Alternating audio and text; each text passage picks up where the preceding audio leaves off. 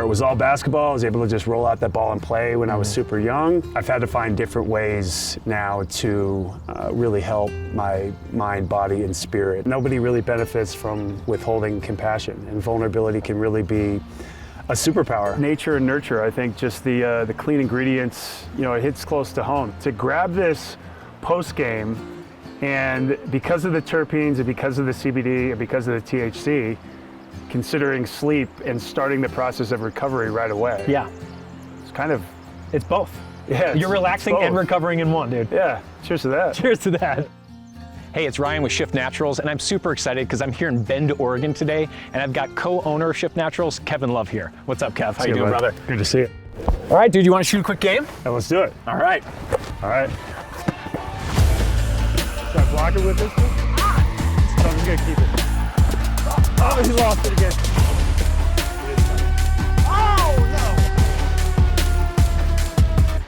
Yeah. Game. Oh! Dude, we gotta go mountain biking. I gotta redeem myself. Kev, dude, stoked to have you here. Yeah, appreciate you having me out. I haven't been back to Bend, Oregon now in, God, it's been over 20 years. Fun fact, my brother had his senior trip out here. He was 2 years my senior. We got to... So this is senior college or senior? High school. High school. Yeah. Oh, wow, okay. Yeah, so you're a sophomore. Yeah, so I was a rising junior. Yeah, I just finished my sophomore year. So he was two grades my senior, and it's just good to be back. Like, we caught an amazing day out here, so it's much appreciated. Yeah. And you're from Lake Oswego, so just south of Portland. That's right, just south of Portland, but again, I've been able to, mostly for basketball and for baseball as well. I spent time around the entire state. My dad went to the University of Oregon. We moved to Portland and then Lake Oswego very early in my life, so spent all my formative years here. And Oregon is still a large piece of my life. My brother and his 3 kids and my mom are still out here, so it's a beautiful thing always coming back home, which Oregon I'm always representing. I'm so stoked to have you here. And it's funny, I told a couple friends that you were coming to town, and you've left a wake of destruction across Little League baseball in Oregon. Oh, Little League for sure. Yeah, people are still carrying the Kevin Love scars of when you've pitched them out in like 7th grade baseball. That's right. Yeah, I had a few no-hitters, a perfect game here and there, but I was always pretty tall. I was always imposing, so that doesn't surprise me much that there's PTSD from some of those kids that I grew up pitching against. Yeah. And so sports was just always a big part of your life from a young age. Yeah, very early age. My father played at the University of Oregon, was a 2-time All-American there, and then came from Morningside High School in Inglewood, California, where he was also an All-American. So a lot of basketball.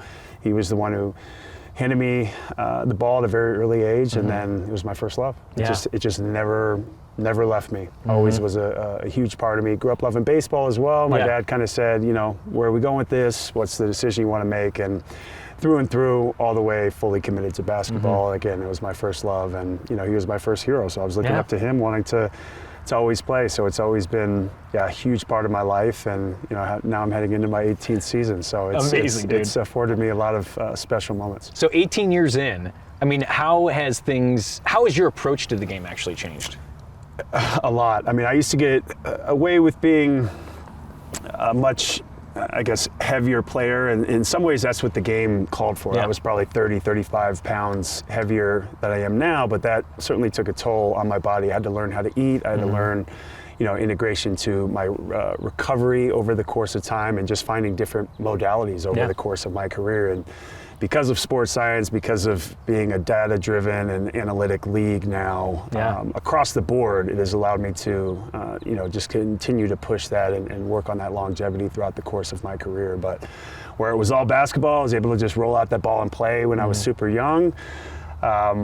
I've had to find different ways now to really help my mind, body, and spirit. And it's been a lot. I've had to really look inward and do the work, but also, you kill the body, the mind will die. I've really had to focus 100% on the physical as well as the mental. So it's been finding a huge balance within that. And so what was that like? Like, especially in a industry, sports, where 10 years ago, no one talked about those struggles. It was always up and to the right, things were good. Yeah. I mean, you were one of the first. Definitely one of the first in the mental health space. I mean, there was DeMar DeRozan who kind of unlocked everything for me and opened the door for me to share my story. And it was, unpacking, at that time, 20 plus years of expectation. I've learned now a lot about epigenetics and how it, there's trauma from various generations that get passed on, and understanding the why within it all has helped me connect the dots looking back. So I would say I'm not an expert. I just know what I know from experience. I lean on people that are well versed, not unlike yourself, that can help teach me something. I always say every man, every woman, every person is my superior, and that I can learn from them. So in their stories that they're willing to tell and to share with me, I've found that everybody's going through something, and typically it's what you can't see. So I think it's really improved my empathy, my kindness to others, and has helped me lead certainly in a different way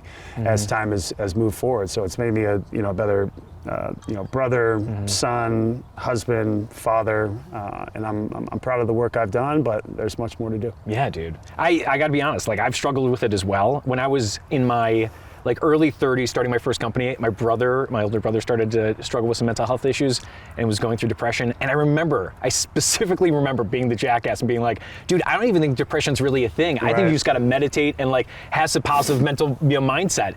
And then my first company was forced into a sale, and I realized really quickly what it was.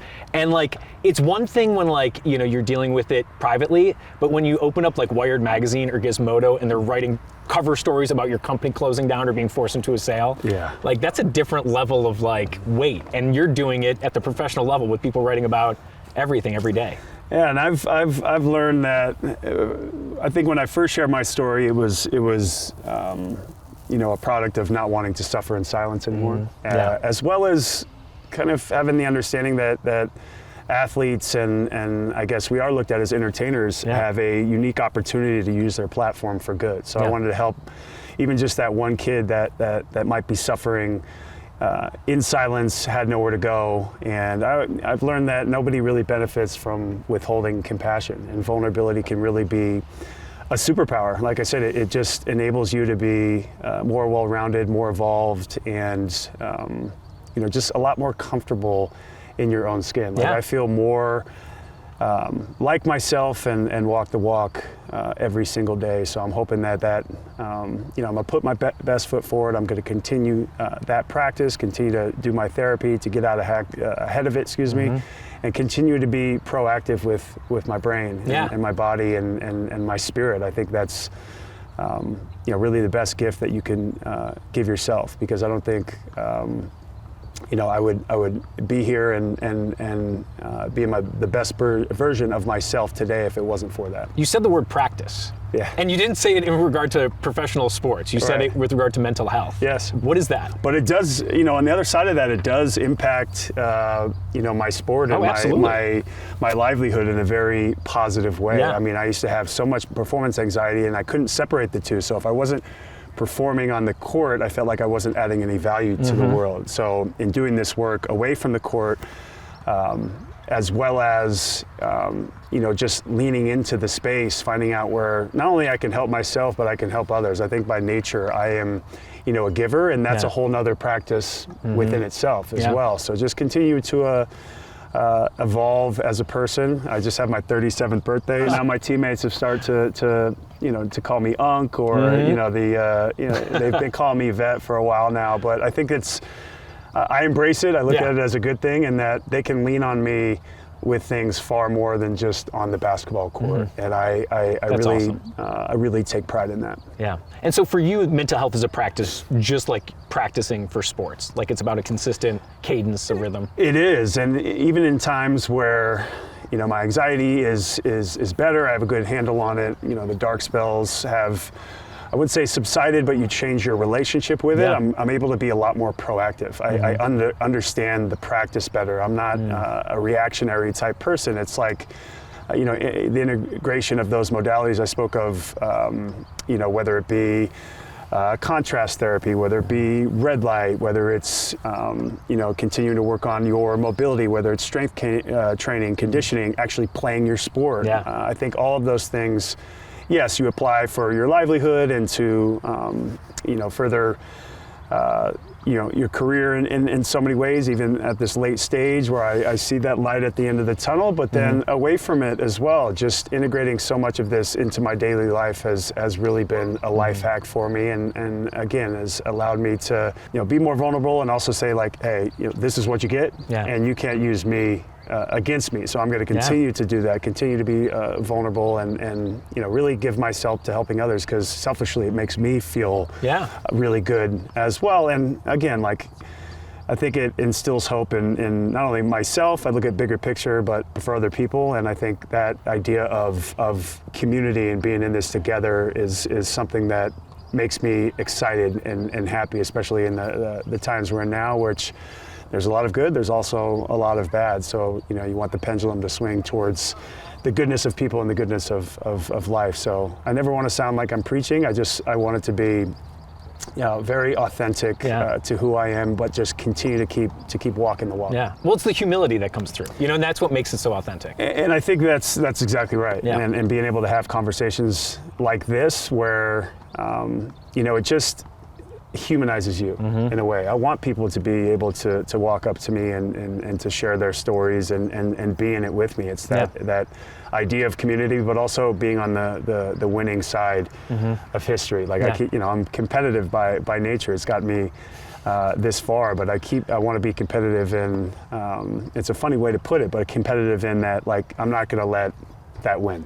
Yeah. I'm not going to let that win, because it's not only going to benefit me, but hopefully we keep doing the work, it'll benefit others. Yeah, the world's hard, man. It constantly tries to beat you down, and keeping that light alive, that spark that makes you. Like, that's the most rebellious thing you can do. Exactly right. And that's how my dad was. He was a renegade. He was somebody that was certainly a free spirit, but and a lot of times it held him down, but in the times he was at his best, he was able to fight against it, push it back, and it was it was an amazing thing to watch. And we saw him struggle with it. Like I said, it was generational in that way, but it certainly taught me a lot in what to do, what not to do, and then successes, but maybe even more so, learned so much more from failure. Yeah, dude, absolutely. Obviously, you're spending time a lot on the court. We're here in Oregon, one of the most epic places for outdoors and nature. How do you like to get outside? How do you like to commune and reconnect with nature?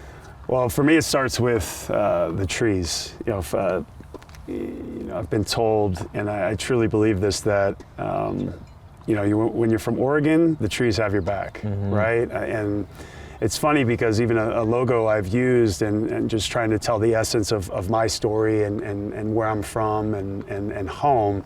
It's a big Douglas fir, it's a big pine tree. Like, that is me to the heart, to the fullest. And I always talk about grounding when coming off of flights, getting into nature, and it's, good for everything across my life, and it's good for my soul, and mentally and physically feeling better, getting out into nature. And there's no better way or place, I should say, to do it than the Pacific Northwest. So I'm very prideful of being from here. Every time I come back with my friends, I mean, we are, like we talked about the watch, continuing to go outside, get our steps in, always biking. I've been on the Bachelor here, the Deschutes River. Obviously, there's Sun River, there's Black Butte, there's so many amazing places to spend time. In Oregon, went to Eugene my entire life, went to... Which is a sports mecca. I mean, you go to Eugene and you're just like, there's no other college town like this in the world. There's no other college town like that. And, you learn about Bowerman and Prefontaine and Phil Knight. And then my father had, I think I mentioned earlier, played there in the early 70s. So just being connected to Oregon and really wearing that. Everybody always asks me, like, oh, where'd you grow up? And I always say... right outside of Portland, Oregon. Oregon is where my heart will always be. It's a place I'm just in love with. The Pacific Northwest in general offers so much. So I think even now it's still slept on, and I almost like to keep it that way. Amen, dude. We don't need to blow it up. Not that I'm gatekeeping, but I do love it here so much, and feeling connected to nature is just ingrained in me from a very early age. And I want to get back. I want more of it. Like I get back here and I'm like, it's just so much different than being in Cleveland or New York or Miami. This area of the country and area of the world just offers so much that I just love. Yeah. Well, let's do it, dude. You want to go on a quick hike? Let's do it. All right. Love it.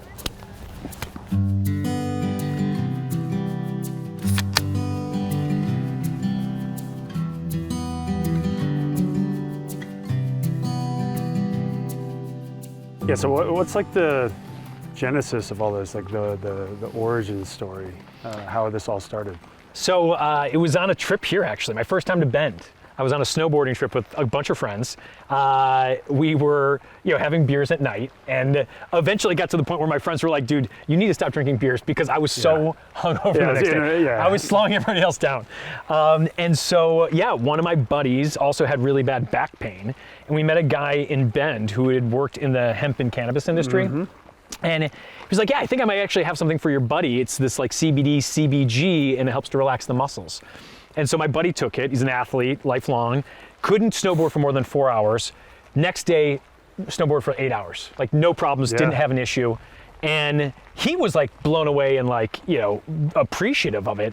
But I was like, this is a game changer. Like as an athlete, for somebody to go from like, I can't ride to I can ride twice as much as I could the day before, even after being fatigued. And so I got super excited about this hemp, these hemp molecules, not just for relaxation, but applying them to sports and recovery. And so that was the initial kind of thing that got me excited. And then I went and I did this huge deep dive on, the performance supplement market, Scratch, Element, Goo. And I was talking to one of my buddies who's a VC in the Bay Area. And I was like, hey man, I want to do this all natural, like athletic supplement brand, kind of like a Goo. And I was telling him about the hemp laws changing and that there are these beverages coming out. And my friend, he's Spanish, and he says to me, he goes, man, if you're gonna get fucked good. He's like, why would you do this little thing when you could build this big, like the Patagonia of beverage? And it was one of those things that at first I was like, does that make sense? And I was like, no, that is true. Like I care about what I'm putting in my body as an athlete, whether I'm relaxing, whether I'm recovering, whether I'm getting ready to go on a workout. And so to me, I was like, no, this is the exact same Venn diagram of a customer. It's an athlete, somebody who's mindful of what they put in their body. They want to relax, but they don't want to feel hungover the next day. And for me, as an athlete and somebody who's also trying to run businesses, that was always where I was. Like I'd either go out and like do a cocktail hour with investors and I'd go out and drink, and then the next morning I'd be hungover and then I wasn't as productive, and so then I wouldn't want to drink at all, and then I would go like 2 weeks without drinking, and then I'd go do it, and I was ping-ponging and I couldn't do it, and I was just like, this is not healthy, this is not consistent. And so then once I actually started trying a couple of the early, like we started making hemp beverages in our kitchen, and I was like, this is giving me the relaxing vibe I need, but it's not giving me the downsides. And so it's not a ping pong thing. It's not like I should not do it because it's bad for me. I can relax. It's gonna allow me to feel that, reward at the end of the day, but not lose out on any of the productivity and the shit that I wanna get done. And so, look, I mean, we all work really hard. We deserve the ability to relax, and we shouldn't have to like choose between waking up and going for a Saturday run and having a Friday that like I deserve to like reward myself for. So that was the origin story. I love it. Yeah, simple, easy, all natural. I joke that like I'm a terrible entrepreneur because I always build things just for myself. Like I need a problem, I have a problem, and I'm gonna build my own solution. That's not, but you do it for yourself first. I mean, I love it. It's like a storytelling component. It's part of the story. It's part of who you are. It's if you start with yourself first, it's not always the worst thing because you're trying to, again, impact people. Shift Naturals. Tell me about it. What made it resonate with you when you first heard about it? For me, I mean, we were just talking about it, right? Nature and nurture. I think just the clean ingredients. It hits close to home because I feel like this has been such a part of how I grew up, where I'm from, being from Oregon, but also being around the right people that are on the same mission. I think clean, healthy eating and the idea of longevity and true integration of wellness has always been top of mind for me. Listen, I've had to learn the hard way over the course of time, but it just made so much sense. There was so much synergy on both sides, and I really felt like this was a place where we could make a big impact, but also do something very fun at the same time. Yeah, amen. It's funny too, because like if you go back like 10, 15 years ago, and just like the way things have kind of changed and evolved, like the conversation around mental health wasn't even existent 15 years ago. You were weak. It was like, shut up, man up, tough up. And also, like, everything was alcohol driven. You had no other options. Like, if you were a non-drinker, people were like, what's wrong with you? What do you think's changed? I think it's the focus primarily being on wanting to feel better for longer, but also I think like you said, people are gearing away from alcohol because what it does for all-cause mortality, what it does for their mental health.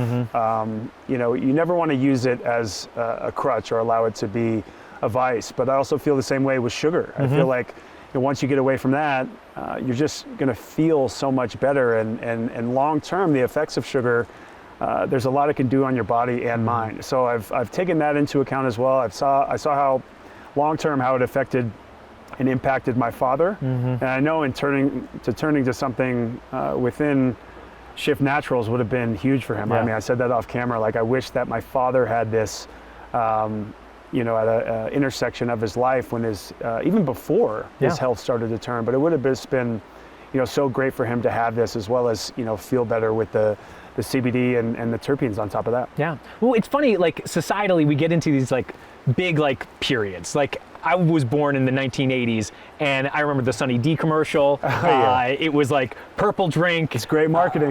It was Dunkaroos, Fruit by the Foot, Gushers. Like, the 1990s was all about processed Don't forget food. about cereals too. Oh my gosh! You flip the bag over, get all the sugar. Yes, and it was all, I mean, marshmallows and cereal you drink and the things milk like that. afterwards. Forget it. And it was delicious, but like, it was easy. And so all of our parents kind of turned to it. It was the default thing. And I think for so long, alcohol was too. And it was either you drank it or you weren't included in it. And now it seems like we've broken that wide open, and now you've got options. If you don't want to drink, that's okay, and you're accepted. And if you want to mix, you can. And that's what I think is cool about this new generation is they're so susceptible to change. They're willing to try new things. And I think because they are doing that, they're feeling better because of it. Like, I look back at those times when it was easy and it was efficient to get, pull a bowl of cereal and the milk and eat it. And it was quick, it was easy, it was fine. But I'm paying for it long term. And it's the same thing for alcohol. Like, we are the decisions that we make, and what we consume and what we do is going to show later in life. And I think there is a discipline to that, but it's also very freeing to make the right choices, because you're going to look back and be so grateful and happy that you ended up doing that. And also, now, in the 1980s, 90s, it was red versus blue, Advil versus Tylenol. As a consumer, you had no options.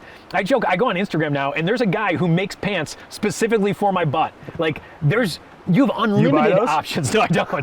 But I watch his ads and I get inspiration from them. Well, I'm going to get hit with it on my algorithm. Exactly. So thank you for that. But the thing is, now consumers are smart.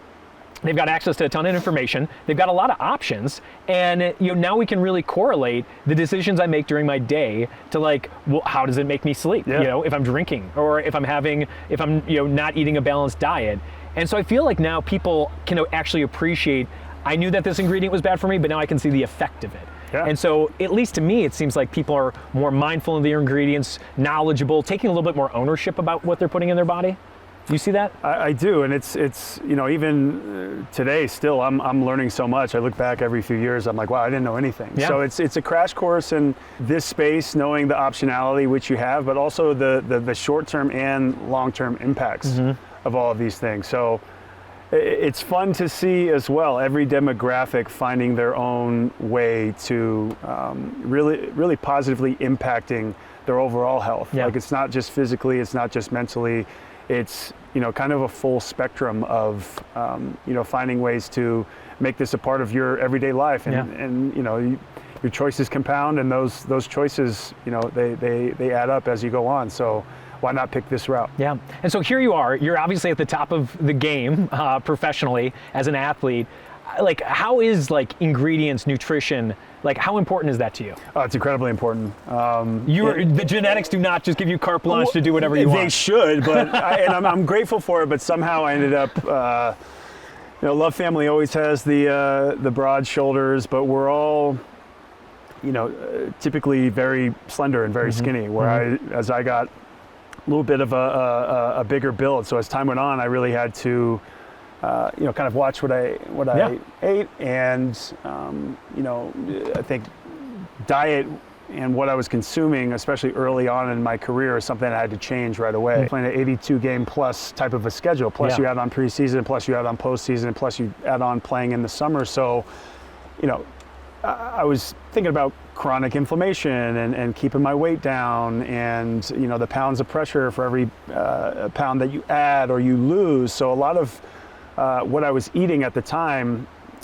was, and I was 30 pounds heavier, mind you. So a lot of what I was eating at the time were larger ingredient profiles, in some cases high fructose corn syrup, seed oils, saturated fats, some things that get bastardized that you find out later in life are actually good for you. But I think it's like, when I travel to Europe, there is so much emphasis, and it's so top of mind to, build a menu, or drink things, eat things, consume things that are very low in ingredients, and they're made holistically, or they're made from the earth, or they're, as people say, always farm to table. So it's finding more of that within my everyday life, and getting fresh ingredients as well is all a part of a life I'm trying to work towards. It's been my North Star. I'm not perfect by any means, but certainly every day trying to operate in a space that's even healthier than it was the day before. Well, also, like, you're not competing on an even playing field. Like, you've got all the marketing and the processed foods and everything else that's tipping it. And so to eat healthy and to be mindful about what it's work. Like, you have to research it. You have to be mindful. It's sometimes more expensive. It shouldn't be. You would think processed food should be cheaper.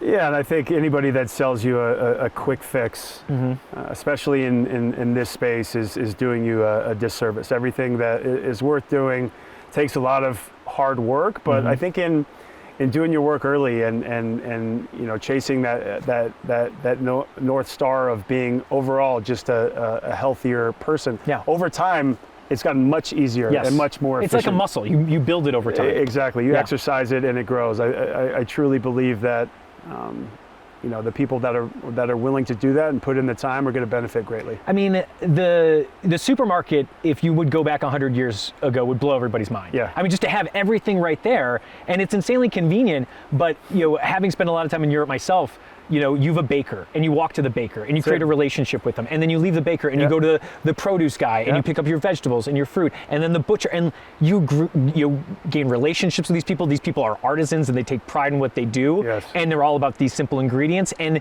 you lose that when you industrialize things, and it's all about scale and logistics and operationalization. Yep, and it's easy to process. They just, things get, just continually pumped out at a mass scale. I'm not sure that that's going to generate the healthiest lifestyle for people. Well, you disconnect people from where things come from, nature. And when you disconnect people, there's this great TED Talk by this guy named Ron the Gangster Gardener from LA, and his whole thing is giving kids access to fresh produce, food, and so he creates these community gardens in inner city areas of LA, and his slogan is, if kids grow food, kids eat food. Or sorry, kids grow what they eat. Like, if they grow vegetables, they're going to eat vegetables. And it's just like giving people access to be able to connect with those things. When you give people that opportunity to choose, they will always choose the healthier thing. It's just harder. And it's because we've created all these systems that don't support it and allow it. And selfishly, with Shift Naturals, when obviously these tariff things started happening, some of my investors, friends, hey man, what's going to happen? And selfishly, this is the most domestic supply chain. Like, this comes from my friend's farm. My other friends make it for us. Like, this is the most direct, connected to nature, simple logistic supply chain. But it's also because we care about knowing where it comes from, and we want to give that to our customers. All right, so it's my turn to ask. Make it brief. It's only one question, but terpenes, you have to tell me all about it, because I am not well versed in that space. I feel like I could chat GPT it, but I'll just go directly to the source here. So I'm like a Reddit nerd. I like to go down like rabbit holes. Like, you give me Wikipedia and I will spend like hours on it. I just love researching and knowing things. And so a friend of mine was in the hemp industry, started telling me about all the laws changing. I got really interested in it because I'm not a big drinker, and I did look at hemp not as something to like, get blitzed off of or like, obliterate myself, but I realized that, people were using, elements in hemp for treating epilepsy and so I was always curious about it, but I hadn't done like a deep dive. And so a friend had told me about these things called terpenes, and they're in every plant. They often in plants attract pollinators and they repel pests. So they have all these like health benefits in plants, but in humans, when you consume them, they have all these health benefits in humans. And so when I was a kid, I had these really thick Coke bottle glasses, like first grade, and my mom, I think she took pity on me. So every night she would make carrots, and she would like force feed me carrots because carrots had beta carotene, and beta carotene helps with eyesight. Fast forward 30 years later, I'm starting Shift Naturals, I'm reading all about terpenes. Beta carotene is a terpene and it helps with eyesight. Wow. And so terpenes are in all plants, almost every plant, and they're in hemp, they're in hops, and certain terpenes are known to like de-stress you, relieve anxiety. Other ones are known to relieve inflammation. Every time you go to a spa, they always have lavender, the essential oil, Yep. and that's because lavender has a terpene in it called linalool, and linalool, when you inhale it, it literally calms you down and it makes you want to fall asleep. Right. And so we don't use that. We use a terpene called limonene that comes naturally in hemp. It's really uplifting. There's beta-caryophyllene, which helps relieve stress and anxiety. Pinene also helps to reduce stress. And so when you take the hemp plant and you're not just extracting one or two things like CBD or THC, when you use the entire plant, you get all those additional beneficial properties.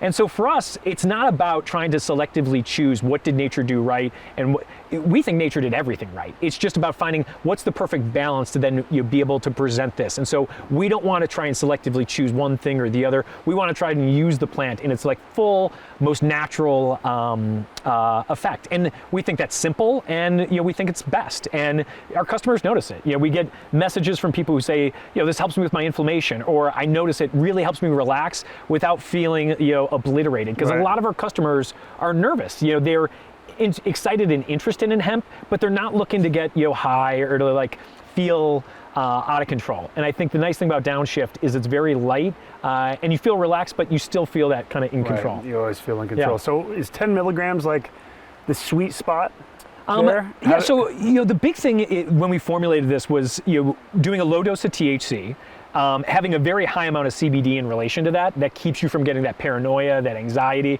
When we talk to our customers, they're people like you. They're business leaders. They're the people who go to Orange Theory Fitness or Barry's Boot Camp at 5:30 in the morning. Yeah. And they're looking for something to unwind, but they don't want to get, and so having the CBD at a high amount, it keeps you from feeling paranoia, Gotcha. feeling overwhelmed, feeling anxiety. And then the terpenes just boost all of that. And so in the industry, they call it the entourage effect, because it's one molecule, it's two, it's all of them coming together and then creating that kind of complete experience versus like just one or two. Like one or two people at a bar, kind of lame. You show up with all your friends and you're hanging out, Yeah, like that's a then cool it's a time. party, yeah. So that is terpenes in a 5-minute nutshell. I love it. In every plant, all natural, help to relieve stress and anxiety, but also help with inflammation. They can help induce sleep. And so we're trying to be very mindful about how do we build products, not just to help you relax, but to optimize for like every time of the day. Because Yeah. that's the great thing about these molecules and using plants is you can create energy, you can help relaxation, you can help get on a better sleep cycle. Yeah. For me, I'm excited about pre and post worget, but I love the idea that there's no mistakes in nature. Yeah, I right? love that. I love that. so- I'm stealing that. I get on my phone and I started doing this like rabbit hole deep dive on terpenes. And the friend who told me about them, I remember I was like reading, and they're like, some of them are antifungal, antimicrobial. And so I started texting my buddy back, and I'm like, dude, do you know terpenes are good this, and this? And do you know Yeah. and he's like, Ryan, I'm the one who told you about terpenes. I'm like, that's right. For me, naturally, having played 30 plus years of organized basketball, it is going, I'm going to have a high inflammation rate. Mm-hmm. And I have osteoarthritis. I can already feel it in my knees. I don't have that same pop I used to once have, but Yeah. just in flying all the time too. I mean, huge inflammatory response, across the board, and also for my anxiety too. Mm-hmm. Just calming that down. Yes. Again, and still feeling like I'm in control. I think that's the best part about downshift too. I'm always feeling in control. And then we're able to, do it pre and post workout too. Yes. So Amen. another thing I'm super excited about, because even when I'm done playing, I want to be that young, vibrant father. Yes. So all of this matters, but especially in keeping my body in a great place. So again, I said it earlier, like kill the body, the mind will die. So I need to take care of that. And again, this has been a part of who I am. It's my identity as a basketball player is my body being in constant movement and it being fast paced and quite literally, slamming into each other for 82 games, like I mentioned. So it seems like it's checking a lot of boxes. So how old are your happy kids? To hear that. Just turned 2 in June, and then the youngest is 7 months. Okay. So one of my friends, we were doing a lot of customer discovery, and he's a big gravel cyclist, works in the tech industry, and he's like, I love downshift, and I don't take gummies anymore. And I was like, why? He's like, man, when I take gummies, I feel guilty, like I'm a high dad in front of my kids, and so I have to wait for them to go to sleep, and then I'm doing this like 45-minute thing. And he's like, I can drink a downshift in front of them. Time it right. And he's like, I feel fine. Like I can totally be a responsible adult. Yeah. Do you feel any of that? I do. I've actually been able to, because I don't love to smoke because what it does, at least for my sport. Yeah. And I don't know the effects. Again, that's another question I have to ask long term of that. But yeah, gummies, ingestibles, 100%. Yeah. But this it honestly, without alcohol, still feels like I've had 2 drinks. Yes. I hope that's appropriate to say, but like I honestly feel like it's just completely taken the edge off. And downshift, I typically have it at 5 p.m., 6 p.m. Yeah. So by the time I'm putting my daughter to bed and I'm sitting down for dinner, after that, I'm just in a great place. Don't tell anybody, but if you get an email from me at 8:30 at night, I've had probably a downshift or two. And that's the thing is like I can have one and I'm relaxed, but I can still send emails. Like it's not like I'm blitzed or anything like that. That or second guessing myself or you still I love the idea of just being fully in control and then waking up the next day and you're good. Yes. You're good to go. Amen. It doesn't send me sideways. It keeps me hydrated. And if I do want to drink, I can still have a beer, and it's like I don't feel the negative effects of that the next day. And to grab this post game, and because of the terpenes, and because of the CBD, and because of the THC, and considering sleep and starting the process of recovery right away. Yeah, it's both. Yeah, you're relaxing and recovering in one, dude. Yeah. Cheers to that. Cheers to that. Shit. Just check that, I love that. I didn't even think about it. I'm gonna have this in my locker next time. When I don't want to feel guilty about having a beverage, although I will add some tequila. Yeah. To the margarita, but that's typically what I will reach for. Yeah. When I'm having a beverage, and then downshift is typically trailberry, which I think is what I'm drinking now, or tangerine. I would say tangerine as well. I will typically have that, later in the evening. Yeah. And if I'm actually having alcohol with it, it kind of gives me that opportunity to have, a little bit of the buzz from both, while not having to overdo it with the THC or with the alcohol. It's such a good balance. Perfect mix. It's a perfect mix. My cheat code this summer was Paloma at brunches. Nice. Dude, a brunch Paloma. It's my wife's favorite. You get a great buzz off of it. Yeah. But your day's not wrecked. It's not like you have to go home and immediately take a nap. Ginger sour, like I'm floating the Deschutes River here in the summertime. Yeah. Like anytime where it's like hot and I'm like outdoors, I love that. Only done that once. I need to run it back. What do you do in the summertime? Do you do any like boat culture? Do you guys go out on boats? Sometimes. I mean, I don't love to be stranded. I always like an exit strategy, but again, I was thinking Lake Oswego. Don't they have a huge boat like culture up there? They definitely do, and skiing. So my dad used to take out a friend's boat when we were younger, and we'd get out there and ski. We'd be out there in the elements, and also it's always just great to be in the water too. Yeah. So makes you feel totally connected. Totally connected. I mean, to all the elements. So again, this is nothing like the Northwest. This is a special place. Amen. Dude, Kevin, I gotta say, man, thank you so much for coming. I mean, having you come to Bend to visit us in our hometown, it means the world to me. I know it means a lot to you being able to, partner with a company that's based in your home state, shares the same values as you. Yep. This is just the beginning. I think this is, the next big category, and I couldn't be more thankful to you for your support and joining us on this journey, man. It's gonna be a hell of a mission. Of course, always here to support. So grateful to be back home in Oregon. I always take an excuse to come back. So again, let's look forward to getting back here, running it back, and just continuing to grow this thing. I love it. The great thing about it is like, you know, I'm a big design guy, and I really believe that like so much of our society is a design problem. If we design better systems, people will use them. And I think like what we're doing is we're creating a better system, a better solution for people to use. Love that. Cheers, brother. Cheers to that. Thank you.